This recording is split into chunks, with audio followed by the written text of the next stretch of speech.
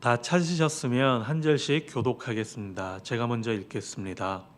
모압에 관한 것이라 만군의 여호와 이스라엘의 하나님께서 이와 같이 말씀하시되 오라 느보여 그가 유린 당하였도다. 기랴다임이 수치를 당하여 점령되었고 미스갑이 수치를 당하여 파괴되었으니 모압의 찬송 소리가 없어졌도다. 헤스본에서 무리가 그를 해하려고 악을 도모하고 이르기를 와서 그를 끊어서 나라를 이루지 못하게 하자 하는도다. 맘메시여 너도 조용하게 되리니 칼이 너를 뒤쫓아 가리라. 호로나임에서 부르짖는 소리여 황폐와 큰 파멸이로다. 모압이 멸망을 당하여 그 어린이들의 부르짖음이 들리는도다. 그들이 루힛 언덕으로 올라가면서 울고 호로나임 내리막길에서 파멸의 고통스러운 울부짖음을 듣는도다. 도망하여 내 생명을 구원하여 광야의 노간주 나무같이 될지어다. 내가 내 업적과 보물을 의뢰함으로 너도 정복을 당할 것이요 그모스는 그의 제사장들과 고관들과 함께 포로되어 갈 것이라. 파멸하는 자가 각 성읍에 이를 것인즉 한 성읍도 면하지 못할 것이며 골짜기가 멸망하였으며 평지는 파멸되어 여호와의 말씀과 같으리로다. 모압에 날개를 주어 나라 피하게 하라. 그 성읍들이 황폐하여 거기에 사는 자가 없으리로다. 여호와의 일을 게을리하는 자는 저주를 받을 것이요 자기 칼을 금하여 피를 흘리지 아니하는 자도 저주를 받을 것이로다. 모압은 젊은 시절부터 평안하고 포로도 되지 아니하였으므로 마치 술이 그 찢기 위에 있고 그 그릇에서 저 그릇으로 옮기지 않음 같아서 그 맛이 남아 있고 냄새가 변하지 아니하였도다. 그러므로 여호와께서 말씀하시니라. 날이 이르리니 내가 술을 옮겨 담는 사람을 보낼 것이라. 그들이 기울여서 그 그릇을 비게 하고 그 병들을 부수리니 이스라엘 집이 베델을 의뢰함으로 수치를 당한 것 같이 모압이 그못으로 말미암아 수치를 당하리로다. 너희가 어찌하여 말하기를 우리는 용사여 능란한 전사라 하느냐. 만군의 여호와라 일컫는 왕께서 이와 같이 말하노라. 모압이 황폐하였도다. 그 성읍들은 사라졌고 그 선택받은 장정들은 내려가서 죽임을 당하니 모압의 재난이 가까웠고 그 고난이 속히 닥치리로다. 그의 사면에 있는 모든 자여 그의 이름을 아는 모든 자여 그를 위로하며 말하기를 어찌하여 강한 막대기 아름다운 지팡이가 부러졌는고 할지니라. 디본에 사는 딸아 내 영화에서 내려와 메마른 데 앉으라. 모압을 파멸하는 자가 올라와서 너를 쳐서 내 요새를 깨뜨렸음이로다. 아로엘에 사는 여인이여 길 곁에 서서 지키며 도망하는 자와 피하는 자에게 무슨 일이 생겼는지 물을지어다. 모압이 패하여 수치를 받나니 너희는 울면서 부르짖으며 아르논가에서 이르기를 모압이 황폐하였다 할지어다. 심판이 평지에 이르렀나니 곧 헛론과 야사와 메바얏과 디본과 느보와 벳디블라임과 기랴다임과 백가물과 벳무온과 그리옷과 보리스와 보스라와 모압 땅 원근 모든 성읍에로다. 다 함께 읽겠습니다. 모압의 뿔이 잘렸고 그 팔이 부러졌도다. 여호와의 말씀이니라. 아멘. 예레미야 46장 1절 말씀에 보면은 이방 나라들에 대하여 선지자 예레미야에게 임한 여호와의 말씀이니라라고 언급하고 있습니다. 이 말씀처럼 예레미야서 46장부터 51장까지는 유대 민족 주위에 있었던 9개의 이방 민족들에 대한 예레미야의 예언이었습니다. 애굽에 대한 예언이 46장에 기록되어 있고 그리고 블레셋에 대한 예언이 47장에 기록되어 있습니다. 그리고 이어서 오늘 48장에서는 모압에 대한 예언이 이어지고 있습니다. 모압 족속은 잘 아시는 대로 아브라함의 조카 롯의 후손들이었습니다. 소돔에 거하던 롯과 그리고 그의 가족은 소돔에 대한 하나님의 심판을 피해 소돔을 떠났지만은 도망 나오는 길에 뒤를 돌아본 그 롯의 아내는 소금 기둥이 되어 버렸습니다. 그리고 롯의 딸들과 결혼을 하기로 되어 있었던 그 예비 사위들을 포함하여 온 소돔 사람들은 불과 유황의 심판을 받고 멸망하게 되었습니다. 소돔을 나와 이제 산의 토굴에 이제 거주하던 롯의 두 딸은 더 이상 후손을 이어갈 남자가 없음을 알고 아버지 롯을 취하게 한 후에 차례로 동침하여서 아들을 낳았습니다. 그리고 큰 딸이 낳은 아들의 이름이 바로 모압이었고 작은 딸이 낳은 아들의 이름이 베담미였습니다. 큰 딸이 낳은 그 아들 이 모압이 바로 오늘 우리 본문에 등장하는 이 모압 족속의 선조입니다. 모압 족속은 이제 요단강 동편 그리고 사해 남동쪽 해안의 고원지대에서 살았는데 구약에 보면은 이스라엘 백성과 여러 사건이 얽혀 있었습니다. 모압 족속은 이렇게 혈통적으로는 아브라함의 조카인 롯의 후손이었지만은 늘 이스라엘 백성에 속하지 못한 이방 민족으로 취급을 당했고 그리고 이스라엘과 유다 역사에 있어서 늘 이스라엘의 적대적인 정치적, 군사적 관계를 또 이어가고 있었습니다. 오늘 본문에서 모압이 왜 이렇게 심판의 메시지를 받아야 하는지 살펴보게 되면은 결국 어떻게 보면 이스라엘과는 이렇게 큰 관계가 없다는 것을 우리는 알게 됩니다. 그들은 바로 그들 자신의 부패와 그리고 타락으로 인해서 멸망하게 된다는 것을 우리는 본문을 통해서 확인하게 될 것입니다. 먼저 1절에서 2절 말씀입니다. 모압에 관한 것이라 만군의 여호와 이스라엘의 하나님께서 이와 같이 말씀하시되 오라 느보여 그가 유린당하였도다. 기랴다임이 수치를 당하여 점령되었고 미스갑이 수치를 당하여 파괴되었으니 모압의 찬송 소리가 없어졌도다. 헤스본에서 무리가 그를 해하려고 악을 도모하고 이르기를 와서 그를 끊어서 나라를 이루지 못하게 하자 하는도다. 맘메시여 너도 조용하게 되리니 칼이 너를 뒤쫓아 가리라 라고 말씀하고 있습니다. 여기 나오는 여러 도시의 이름이 있습니다. 이 여러 도시의 이름들은 그 모압 땅에서 가장 번성한 도시 내지는 또 대표할 만한 도시들이었습니다. 그 도시들이 어떻게 되었는지는 몇 가지의 동사를 통해서 우리가 확인할 수가 있습니다. 그들은 유린당합니다. 그리고 수치를 당합니다. 그리고 점령되고 또 파괴되었습니다. 그 결과 찬송 소리가 없어진다라고 이야기합니다. 모압의 찬송 소리가 없어졌다라고 말하고 있습니다. 이 말은 문자적으로는 모압의 자랑, 칭송, 그리고 명성의 소리, 승리의 환호가 사라졌다라는 뜻을 가지고 있습니다. 여기서 찬송은 우리가 하나님께 드리는 그 예배의 찬송이 아니라 모압이 스스로를 높이며 외쳤던 그들의 명예와 승리, 번영의 소리를 말하는 것입니다. 29절에 보면은 모압의 교만에 대해서 이렇게 이야기합니다. 우리가 모압의 교만을 들었나니 심한 교만 곧 그의 자고와 오만과 자랑과 그 마음의 거만이로다. 즉 모압이 자신의 힘과 또 그들이 가졌던 부 그리고 그들이 이루었던 그런 성취했던 것들을 자랑하던 교만의 소리가 완전히 끊어졌다라는 것입니다. 우리 삶 가운데서도 내 입에서 무엇을 가장 자랑거리로 삼고 사는지, 무엇을 찬양하며 사는지 우리는 항상 확인해 보아야 할 것입니다. 우리는 하나님을 자랑으로 삼는 사람들입니다.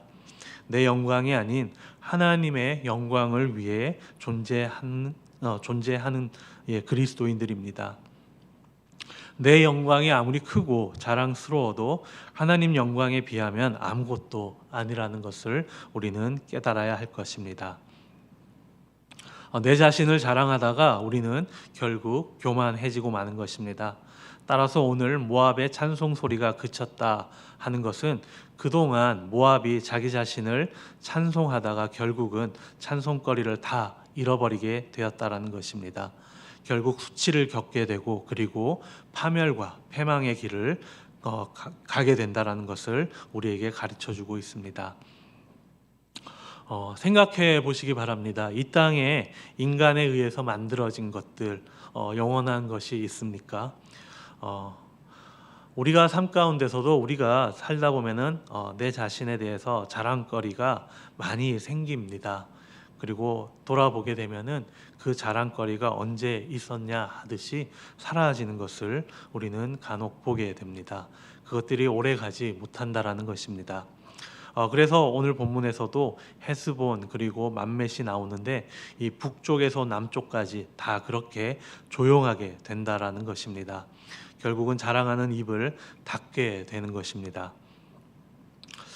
결국 그렇게 내 자랑이 많았지만은 자랑거리가 어느 순간 사라지고 만다라는 것입니다. 우리가 사람들과 많은 대화를 나누다 보면은 그들의 이야기를, 그들의 자랑거리를, 또 나의 자랑거리를 많이 듣고 이야기할 때가 있습니다. 돌아보게 되면은 대부분 뭐 자식 자랑이라든지 또 아니면 자기가 자기의 가족들 자랑 그리고 자기의 업적에 대한 그런 자랑들이 대부분인 것을 우리는 보게 됩니다. 하지만 만약에 우리가 정말 어떤 심판의 날에 이른다면은 인생의 마지막 순간에 이른다면은 이런 것들 중에 우리가 정말 무엇을 자랑하고 또 우리의 입에서 그 자랑이 나오겠습니까? 아마 그런 환란의 순간이 닥친다면은 우리는 그 모든 것을 놓고 도망가기 바쁠 것입니다. 그리고 살려달라 외치기 바쁠 것입니다. 그렇게 부르짖는 소리는 3절에서 5절까지에 기록되어 있는 그런 것들과 마찬가지일 것입니다. 3절에서 5절 말씀입니다. 호로나임에서 부르짖는 소리여 황폐와 그 큰 파멸이로다. 모압이 멸망을 당하여 그 어린이들의 부르짖음이 들리는도다. 그들이 루잇 언덕으로 올라가면서 울고 호로나임 내리막길에서 파멸의 고통스러운 울부짖음을 듣는도다 라고 기록하고 있습니다. 이렇게 자기 칭송, 자기 과시 그리고 승리의 환호가 사라지고 이제 부르짖음이 그 땅을 가득 메운다라는 것입니다. 결국 그 부르짖음은 황폐와 큰 파멸의 부르짖음이라는 것입니다. 세상의 것들 결국 자신을 드높이기 위한 것들은 결국 사라질 수밖에 없습니다. 우리는 자기 영광이 아닌 하나님의 영광스러운 존재가 되어야 한다는 것입니다. 이 호로나임이라는 이 단어는 이 두 동굴이라는 뜻을 가지고 있습니다. 동굴에서 마치 우는 소리가 정말 그렇게 사람의 그 소리가 확대되면서 정말 어떤 공명 현상을 일으키듯이 그 소리가 더 크게 들린다라는 이야기입니다. 이렇게 칼날을 피해 도망하는 자들의 그런 비통한 부르짖음이 모든 지역에서 울려 퍼지게 되는 그런 처참한 결과를 맞이하게 된다라는 것입니다. 그렇게 하여 도망하여 내 생명을 구원하여 광야에 노간주 나무같이 될지어다. 그리고 내가 내 업적과 보물을 의뢰함으로 너도 정복을 당할 것이요 그모스는 그의 제사장들과 고관들과 함께 포로되어 갈 것이라고 6절과 7절 말씀에서 이야기하고 있습니다. 이렇게 모압을 파괴하는 칼날이 임할 때 그 칼날에 맞서 대적하는 것은 불가능한 것입니다. 따라서 목숨을 구하는 유일한 길은 도망하는 것뿐이라는 것입니다. 6절에 보게 되면은 급하게 도망하여 구한 목숨을 광야의 노간주 나무에 비유하고 있습니다. 이것은 간신히 부지한 그런 목숨의 그런 처량함과 또 황량함을 비유하는 것입니다. 모압의 성읍에 있으면서 죽임을 당하는 것보다 차라리 도망쳐서 이 황량한 광야에서 떨기나무처럼 수분도 없이 말라버린 존재로 머무르는 것이 더 낫다라고 이야기하는 것입니다. 그런데 우리가 잘 알듯이 소돔과 고모라의 교훈처럼 결국 자신들의 것을 포기 못하고 그들은 죽을 수밖에 없는 운명에 놓일 것입니다. 그들이 왜 그렇게 철저하게 죽을 수밖에 없는 것일까요? 그게 철저하게 그렇게 부르짖든 아니면은 그야말로 광야에 있는 그냥 가시덩굴 같은 존재로 전락하게 되는 그 까닭이 7절 말씀에 기록되어 있습니다. 여기에 보면 두 가지로 이야기하고 있습니다. 첫 번째는 내 업적과 보물을 의뢰했다라고 이야기합니다. 내 업적과 보물, 내가 가진 것을 그렇게 의지했다라는 것입니다. 모압 사람들이 거주한 사해의 이 동쪽편에는 지정학적으로 안전한 위치에 지어진 튼튼한 요새가 각 지역마다 있었습니다. 아까 오늘 우리가 본문에서 읽은 많은 모압의 이 도시의 이름들이 등장하는 것은 그 당시에 그 도시들이 안전하고 튼튼한 그런 천연 요새로 이름을 떨쳤던 곳이기 때문입니다. 모압 사람들이 이렇게 천연의 요지에 세워놓은 자랑스러운 도시들에서 풍성한 물의 공급으로 인해서 비옥한 토지에서 생산해낸 수많은 농산물로 가득한 그런 창고가 있었습니다. 그래서 모압 사람들은 이렇게 든든한 요새에서 평안을 누리며 풍부한 곡식으로 어려움 없이 지낼 수 있었습니다. 그리고 11절 말씀에 보면은 그들의 상황을 또 이렇게 묘사하고 있습니다. 모압은 일찍부터 안전하게 살았으며 포로가 되어 끌려가 본 적이 없었다. 그 그릇 저 그릇에 옮겨 담지 않아서 찢기가 곱게 가라앉은 맑은 포도주와 같았다. 맛이 그대로 남아 있고 향기가 변하지 않은 포도주와 같았다라고 말하고 있습니다. 이 내용만 보면은 참 풍요롭고 최고의 환경에 사는 것 같이 보입니다. 그런데 그들의 찬송은 주신 하나님이 아니었습니다. 그것이 다 내 업적이었고 내 보물이었다라고 이야기하고 있습니다. 그들이 손으로 지어낸 요새와 또 그 창고에 가득한 그런 보배로운 곡식들이 그들에게 찬송의 대상이 되었고 그들이 의지하는 우상이 된 것입니다. 이렇게 모압은 자신들의 군사력을 신뢰하고 그리고 재물을 신뢰하고 자기 성취와 역량을 끊임없이 신뢰했습니다. 그들의 마음 속에는 다음과 같은 신앙 고백이 아마 자리 잡고 있었을 것입니다. 우리는 괜찮다. 그리고 우리는 강하다. 그리고 우리는 스스로 지켜낼 수 있다. 어찌 보면은 우리가 일상에서 필요한 마음가짐처럼 보이기도 합니다.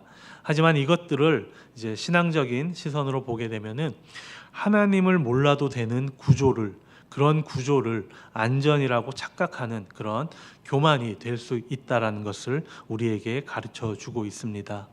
결국 우리가 누리는 이 안전과 번영은 하나님을 향해야 할 그 신뢰를 자기 자신과 그리고 재산으로 돌려놓는 그런 우상화 과정을 만들어내게 된다라는 것입니다. 결국 하나님이 없이 유지된 번영은 결국 자기 신뢰를 낳고 말았습니다.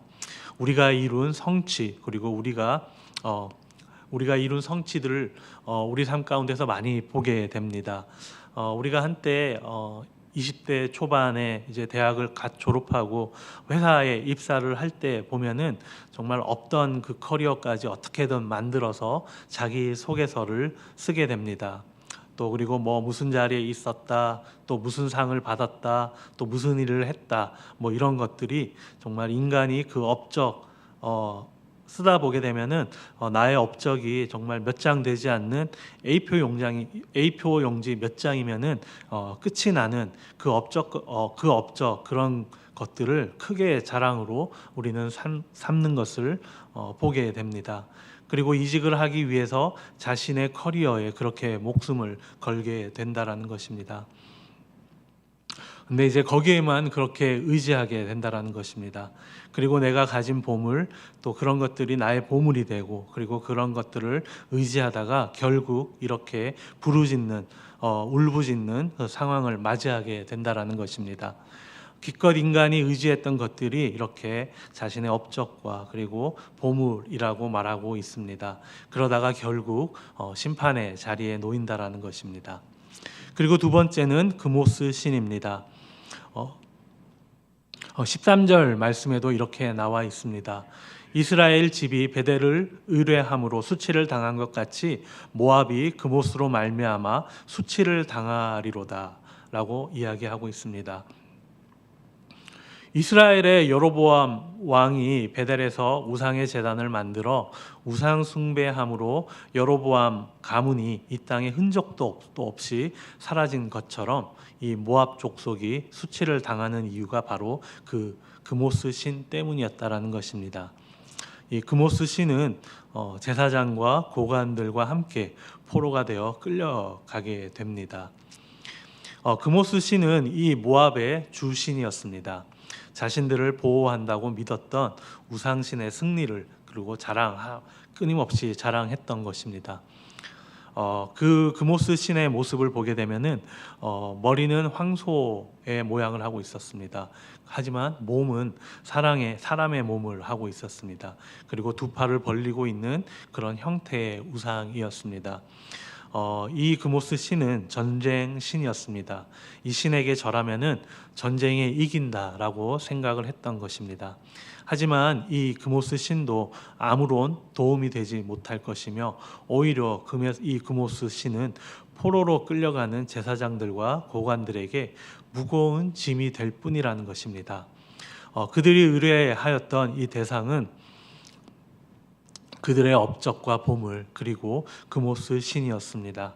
주신 하나님을 까맣게 잊고 결국 주신 분의 심판을 받게 되는 것입니다. 그 심판은 이렇게 기록되어 있습니다. 8절에서 10절 말씀을 보게 되면은 파멸하는 자가 각 성읍에 이를 것인즉 한 성읍도 면하지 못할 것이며 골짜기가 멸망하였으며 평지는 파멸되어 여호와의 말씀과 같으리로다. 모압에 날개를 주어 나라 피하게 하라. 그 성읍들이 황폐하여 거기에 사는 자가 없으리로다. 여호와의 일을 게을리하는 자는 저주를 받을 것이요 자기 칼을 금하여 피를 흘리지 아니하는 자도 저주를 받을 것이로다.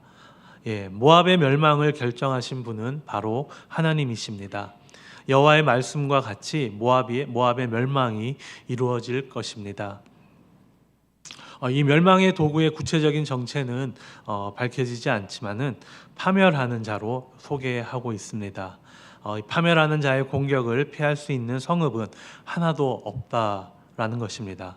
왜냐하면 모압의 이 모든 성읍이 심판의 대상이기 때문입니다. 그리고 이 말씀에 보게 되면 모압에 날개를 주어 나라 피하게 하라라는 이 명령은 파멸하는 자의 공격이 신속할 뿐만 아니라 파괴력이 있음을 우리에게 시사하고 있습니다. 파멸하는 자의 이 파괴적인 공격을 피하는 유일한 길은 신속하게 도망치는 것뿐인데 그러기 위해서는 날개가 필요하다라는 것입니다. 심판이라는 것은 이런 것을 이야기합니다. 우리가 날개가 없는 이상 이 땅에서는 이 심판을 피할 도리가 없는 게 바로 그것이 심판이라는 것입니다. 그 결과 이 모압의 교만의 결과는 항상 뿔이 꺾이고 팔이 부러지는 몰락을 맞이하게 된다는 것입니다. 모압의 마지막은 상징적으로 25절 말씀에 이렇게 기록하고 있습니다. 모압의 뿔이 꺾였고 그 팔이 부러졌다라고 이야기합니다. 여기서 뿔은 권세나 국가적인 힘을 상징하고 팔은 군사적인 능력 또 어떤 실행력을 상징하는 것입니다. 즉 그들이 의지했던 모든 강함의 근원이 하나님 손에서 무너진다라는 것입니다. 하나님은 이렇게 군사력, 부, 자원, 성읍, 평안 모든 것을 신뢰의 대상이 아니라 하나님의 손안에 있는 도구로 규정하셨습니다. 모압의 번영 자체가 죄라고 하지는 않았습니다. 문제는 그 번영이 만들어낸 그들의 삶의 또 마음의 방향성이었습니다. 모압은 오랜 시간 동안 전쟁의 타격도 없고 그리고 경제적인 안정과 지리적인 안정을 누렸습니다. 그래서 그들을 이렇게 묘사하였습니다. 침전물 위에 가만히 있어 옮겨지지 않았다라고 그들을 묘사합니다. 와인은 옮겨 담지 않으면 맛이 변하지 않고 달콤해 보이지만은 그 속에는 찌꺼기와 독성이 쌓인다라고 이야기합니다. 모압도 마찬가지였습니다. 즉 겉으로는 안정적으로 보였지만은 속으로는 부패했던 것입니다. 하나님의 흔드심이 없자 모압은 그저 편안함을 하나님이 필요 없다라는 그 착각으로 해석하였습니다. 그리고 모압은 그것을 자기의 것이라고 착각했고 그 착각이 심판의 이유가 된 것입니다. 우리는 흔히 이런 이야기를 합니다. 공등탑이 무너지랴 아니면은 아니땐 굴뚝에 연기가 날까라는 이런 속담을 자주 이야기합니다. 모든 일에는 원인이 있다라는 것입니다. 마찬가지로 형통과 패망에는 반드시 이유가 있습니다. 은혜와 복을 누리지 못하고 저주와 화를 받는 것은 하나님을 향해 죄를 범했기 때문입니다. 그렇기 때문에 우리가 기억해야 하는 것은 찬송 받으실 분은 주신 분 오직 여호와 하나님임을 기억해야 합니다. 성공과 안정 그리고 번영은 하나님께 더 순종하도록 이끄는 도구가 될 수 있지만 하나님을 잊게 만드는 그런 독이 될 수도 있다라는 것입니다. 그래서 우리는 우리 삶 가운데 우리가 무엇을 의지하며 살아야 하는지가 중요합니다. 인간은 결국 그 의지하는 것에 따라서 그 운명이 그리고 방향성이 결정되기 때문입니다. 주님을 의지하면 구원을 받습니다. 그러나 우상을 의뢰하면은 심판을 당하게 된다라는 것입니다. 물질은 허무한 것입니다. 그것은 결코 영원할 수가 없습니다. 물질은 있다가도 없어지는 것입니다. 모압은 그들의 업적과 보물을 의뢰하였습니다. 그들의 업적은 그들이 만든 우상과 노동으로 얻은 산물을 의미하는 것입니다. 풍요를 안겨주는 농산물과 또 인간이 만들어낸 공산품들은 결국 정복자들을 그 땅에 불러들이고 말았습니다. 그리고 그들이 섬긴 그모스 신은 제사장과 고관들처럼 포로가 되어 끌려갔습니다. 한 성읍도 남김없이 다 파멸되고 말았습니다. 우리의 진정한 보물은 예수 그리스도임을 기억하기를 소망합니다. 주님을 의뢰하여 영원한 생명을 우리는 얻어야 할 것입니다. 복을 누리며 나눌 수 있는 환경이면서도 하나님을 떠나 감사치 않고 사는 사람들을 우리 주변에 보게 됩니다. 그들의 풍요와 즐거움은 그들을 파멸의 길에서 벗어나지 못하게 합니다. 하박국 선지자는 무화과 나무 잎이 마르고 포도 열매가 없어도 여호와로 인해 즐거워한다라고 노래하였습니다. 이 노래가 오늘 우리의 노래가 되기를 소망합니다. 나의 영광을 쫓아 사는 그런 어리석은 자가 아닌 하나님의 영광을 쫓아 찬양하는 참 그리스도인이 되기를 소망합니다. 하나님으로 인해 만족하며 기뻐할 때 우리에게 허락하신 모든 것이 풍요롭고 강성해지는 것입니다. 나의 모든 것의 근원이신 하나님을 향한 감사의 찬송이 우리의 입술을 떠나지 않는 하루와 또 연말이 되기를 축복합니다. 다 함께 기도하시겠습니다. 하나님 아버지 감사합니다. 주님 외에 어떤 것도 어떤 사람도 어떤 대상도 우리의 시선을 빼앗지 못하도록 우리의 마음을 지켜주시옵소서. 내가 지금까지 이루어낸 업적이나 성취가 나의 우상이 되지 않도록 주님 우리를 지켜주시옵소서. 오늘 이 아침 모든 것을 새롭게 하고 오직 주님만을 의뢰함으로 바르게 세워지는 하루가 되기를 소망합니다. 이 모든 말씀 살아계신 예수 그리스도의 이름으로 감사기도 드립니다. 아멘.